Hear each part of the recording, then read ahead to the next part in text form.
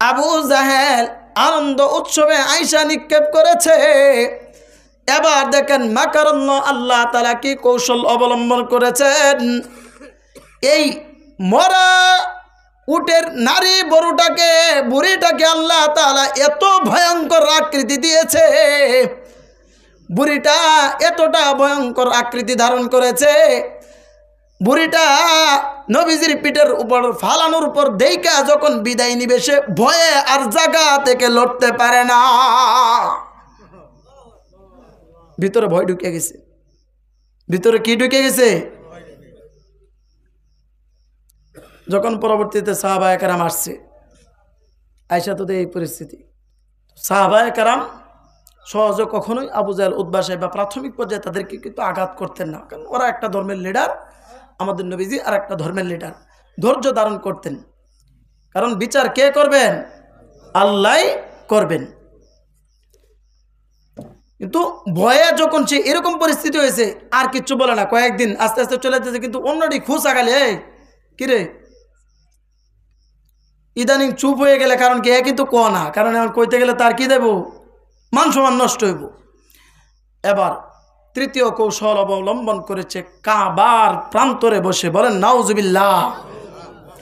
কি কৌশল অবলম্বন করেছে? সুবহানাল্লাযী আসরা বিআবদিহি লাইলাম মিনাল মাসজিদিল হারাম ইলাল মাসজিদিল আকসাল্লাযী বারাকনা হাওলাহু লিনুরিয়াহু মিন আয়াতিনা ইন্নাহু হুয়াস সামিউল বাসীর। এই আয়াতের তাফসীর থেকে বোঝা যায় এরা কাবার প্রান্তরে এই তিনটা বৈশা পরামর্শ করেছে, আজকে রাতের ভিতরে মুহাম্মদকে হত্যা করে দুনিয়া থেকে বিদায় করে মাটির নিচে পাঠায়া দিবে। বলেন নাউজুবিল্লাহ। এখন আর মুহাম্মদ সাল্লাল্লাহু আলাইহি ওয়াসাল্লামকে দুনিয়াতে রাখবেন না, সরাসরি কই পাঠায়া দিব?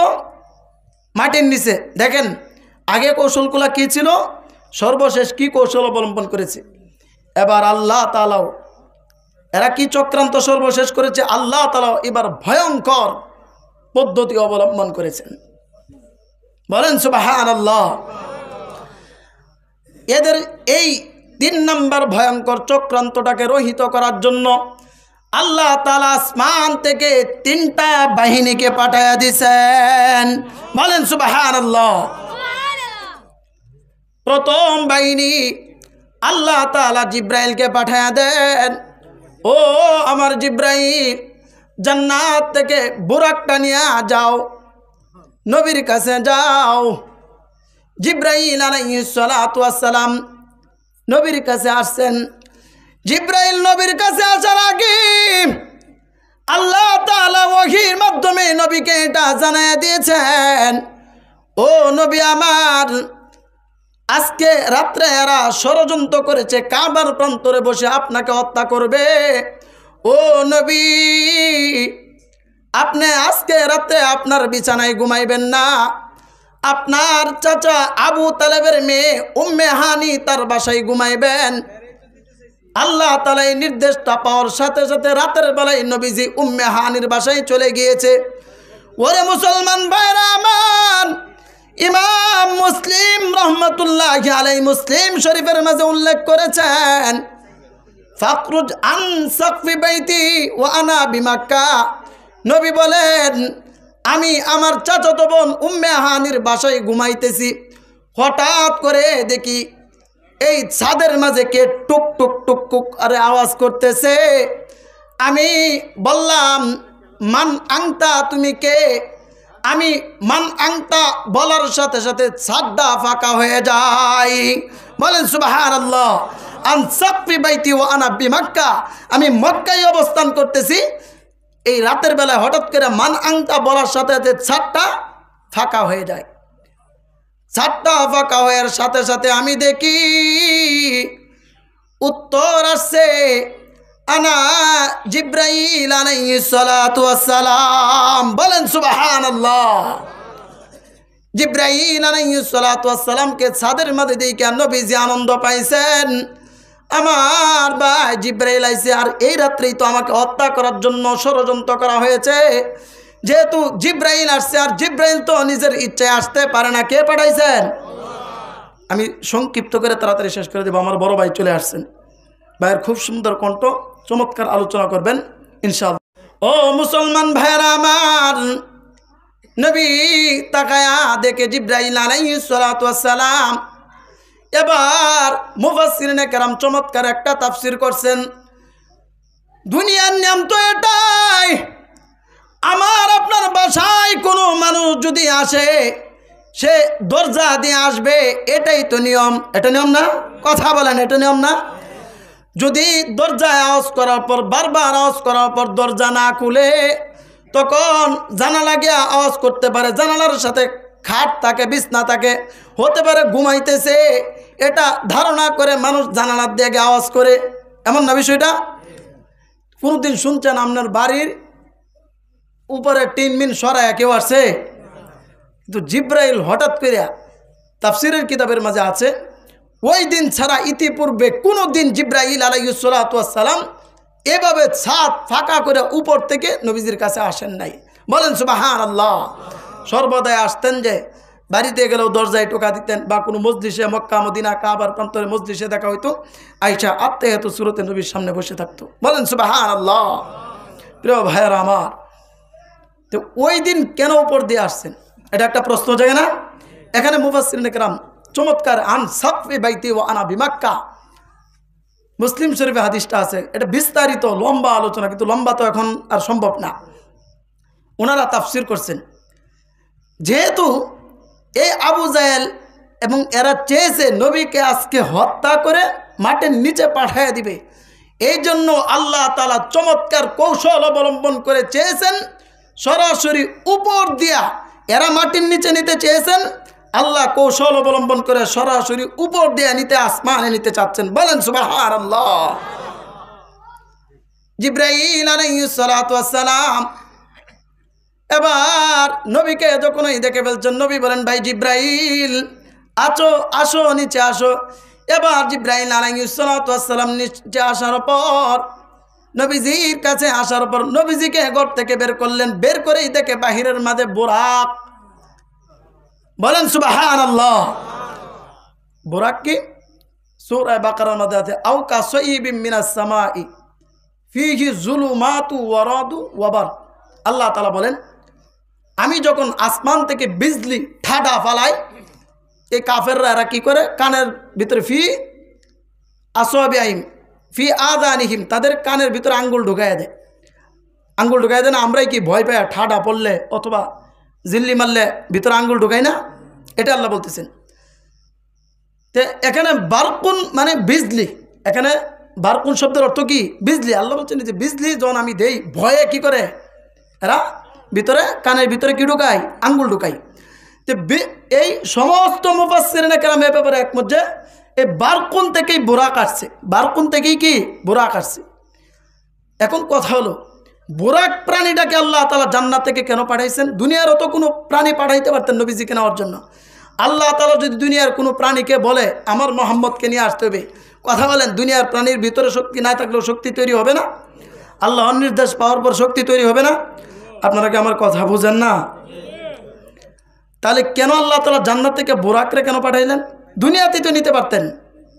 আল্লাহ তাআলা যেহেতু এরা চাইছে মাটির নিচে নবীকে পাঠাবে, আল্লাহ চাইছেন আমি যত পদ্ধতি অবলম্বন করব সব উপর থেকে ফয়সালা করব। বলেন সুবহানাল্লাহ। মানে ওরা চাইছে নিচে নামাইতে, আল্লাহ চাইতেছে কোন দিকে? এবার আসুন, আরো সুন্দর ব্যাখ্যা করছে মুফাসসিরিনে কেরাম। বারকুন বিজলি, আপনিই বলেন বিজলিটা যে আসে এটা কি ঘন্টাখানিক সময় নিয়ে আসে, আবার ঘন্টাখানিক থাকে, নাকি মুহূর্তের মাঝে আসে মুহূর্তের মাঝে চলে যায়? কথা বলেন, মুহূর্তের মাঝে আসে মুহূর্তের মাঝে চলে যায় না? এখন সহজেই বুঝবেন, তাফসীরের কিতাবের মাঝে আছে মুনতাহাল বাসর, এই আপনার এই বুরাকটা যে আল্লাহ তাআলা পাঠাইছেন, এটারও মুহূর্তের একটা শক্তি আছে। কি শক্তি? মুনতাহাল বাসর। এটা এতটাই পাওয়ারফুল যে তাফসীরের কিতাবের মাঝে আছে এক লাফ দেয়া একটা মানুষের চোখের পাওয়ার মুনতাহাল বাসর, তার সামনে যদি কোনো কিছুই না থাকে, সর্বশেষ প্রান্ত যেই দিকে যায়, এমনকি আসমানের দিকে তাকালে তার চেহারা, তার দৃষ্টিটা আসমানের দিকে যায়। এই বুরাকটা এতটাই পাওয়ারফুল যে জমিন থেকে এক লাফ দিয়ে আসমানে যেতে পারে। বলেন সুবহানাল্লাহ। বিজলি যেমন মুহূর্তের মধ্যে আসমান থেকে দুনিয়াতে আসতে পারে, এই বুরাক বারকুন থেকে, এই বুরাকরে আল্লাহ তাআলা এতটা পাওয়ার জান্নাতি প্রাণীটার, এক দুনিয়া থেকে এক লাফ দেয়া নবীজিকে কোথায় নিয়ে যেতে পারবেন? আসমানের মাঝে। এমনকি পরবর্তীতে সে নিয়েও গেছে। বলেন সুবহানাল্লাহ। প্রিয় ভাইয়েরা আমার, কথা শেষ করে দিব। তাই দেখেন, বুরাকের মাধ্যমে মক্কা থেকে প্রথমে নিছেন আপনার বাইতুল মুকাদ্দাস। এর আগে আসুন, নবীজি বাহিরে এসে প্রাণীটাও দেখছে, আরো সাদা অনেক পোশাক পরিহিত লোক দেখে জিজ্ঞাসা করলো, ভাই জিব্রাইল এরা কারা? বলে এই সবগুলো আল্লাহ তাআলা আসমান থেকে লক্ষ লক্ষ ফেরেশতা পাঠাইছেন আপনাকে অভ্যর্থনা জানিয়ে নেওয়ার জন্য। বলেন সুবহানাল্লাহ। বুরাক কাবা থেকে এখন ফেরেশতাদের অভ্যর্থনা পাইছে, আসমানের দিকে যাবে না? না, কাবা সৌদি থেকে এক লাফ দিয়ে সেই ফিলিস্তিনের বাইতুল মুকাদ্দাসে গিয়েছে। বলেন সুবহানাল্লাহ। কেন বাইতুল মুকাদ্দাসে গিয়েছে? সমস্ত মুফাসসিরিনে কেরাম একমত। বাইতুল মুকাদ্দাসে গিয়া নবীজি দেখে, কেন গেছে দেখেন, নবীকে অভ্যর্থনা জানানোর জন্য।